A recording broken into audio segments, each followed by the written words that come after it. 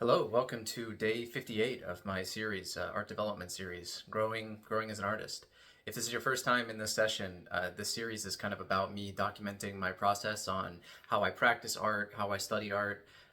There's a lot of content on YouTube right now on like how to learn and teaching how to do things, but this is kind of like how to learn, or at least like talking about my approach and how I approach practicing art, and kind of my daily approach and my daily practice.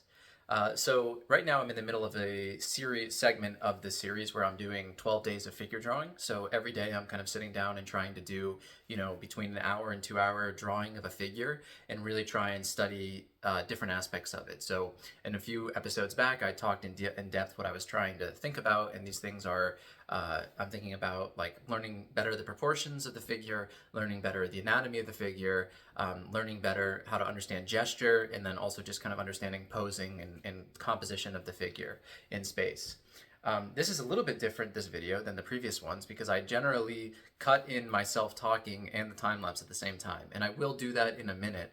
But unfortunately, I had a bit of an issue with my recording of the time lapse for today and what will be probably the next drawing, like two different drawings that I'm going to be uploading, which is that the time lapse, I had the somehow accidentally changed the setting on my recording, and it recorded way too fast. So instead of the time lapse being like closer to 20 minutes, it condensed my 1 hour to, I think it was like an hour and 45 minutes of drawing into just 2 minutes.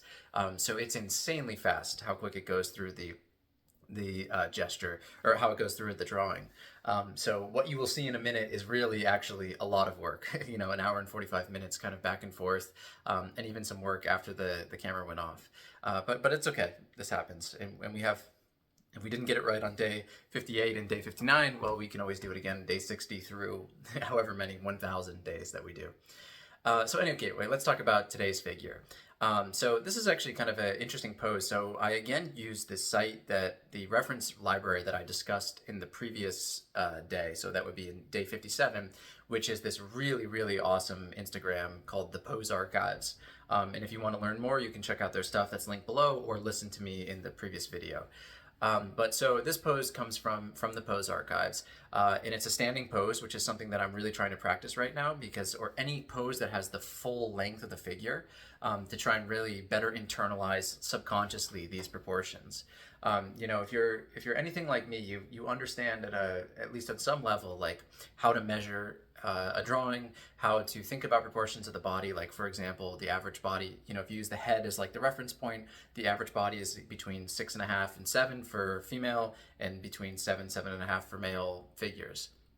And you might know things about the width and all these different measurements that you kind of come to memorize and are helpful while you're drawing. But it's one thing to kind of like know these intellectually and understand these, and another one is to have them, internally in your subconscious and kind of like in your arm, like literally, regardless of what you kind of do, they come out in your drawing to the point where you don't have to think about them. And so that's kind of the point I'm trying to get to, and that's why I'm studying these like full-length figures.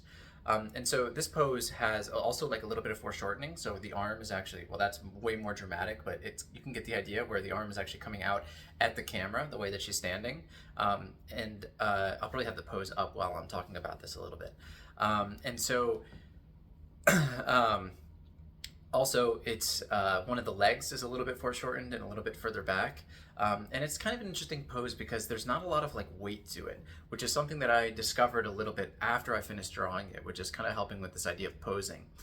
Because the model is on their toes, it takes some effort to really make it feel like the figure is sitting there on the page. And this is kind of something I was struggling with.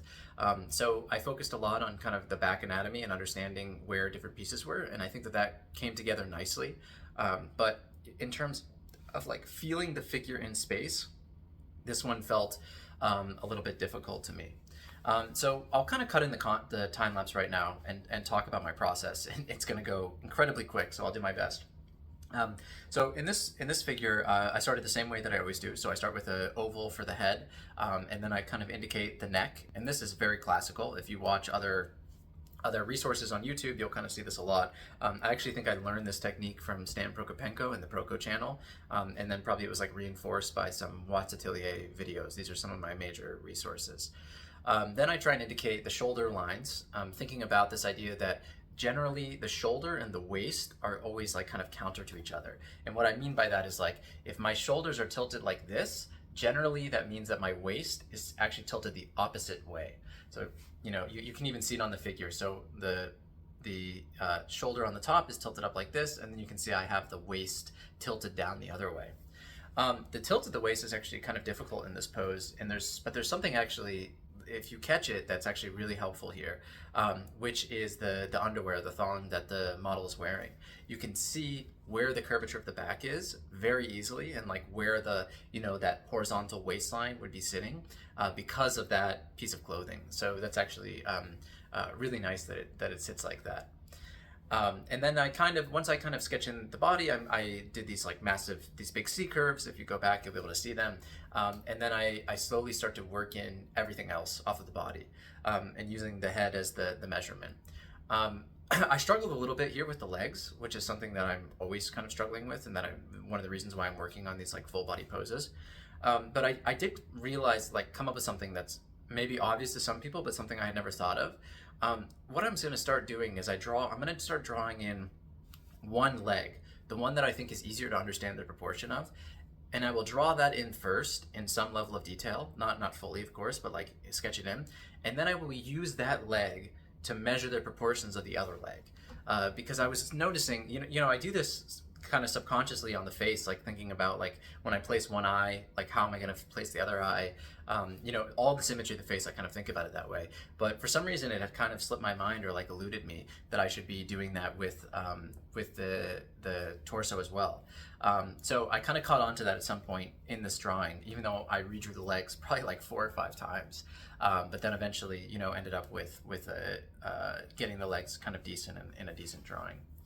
My takeaway of this figure was that it's good practice, in the sense that, what I'm trying to do right now is draw as many figures as possible and just try and kind of like internalize as many of these ideas about the figure as possible. So in that sense, it was a success. And, I've mentioned this several times throughout the series, which is the enlightened, at least to me, this is my personal opinion, but the enlightened artist, when they're practicing, is not thinking about, I'm not trying to make a good drawing. It's great if it happens. I would love it. Like, who wouldn't want to make a good drawing? But that's not my intention when I'm practicing right now. I'm trying to practice the figure. I'm trying to learn about proportions. I'm trying to learn about anatomy. I'm trying to understand gesture, and I'm trying to understand posing. And if I have success in these categories, and I'm thinking about them in that order, to be honest, like, so my main for sure is proportions. So like, if I have success in those categories, regardless of if the drawing is kind of bad, which to me, I actually feel a little bit that way about this drawing. Like, there's some nice aspects of it, but is it my favorite drawing that I've done? No, absolutely not. But is it successful in terms of proportions? Is it okay in terms of gesture? Yes. Is the posing good? No, I don't think it's actually that good. And I mean, I like the reference a lot. And by the way, the references are amazing. But for me, I had trouble communicating this pose because of that weight issue that I mentioned a little bit earlier, where it doesn't feel so grounded in space. So I learned these aspects about it. So in that way, was it a successful drawing? Yes. And like, that's how, when I'm practicing, I try and think about and kind of like internalize and think about these things mentally. Because I think if you really try and judge yourself on whether or not you're making good drawings, even when you're sketching, it's probably a fast way to burn out.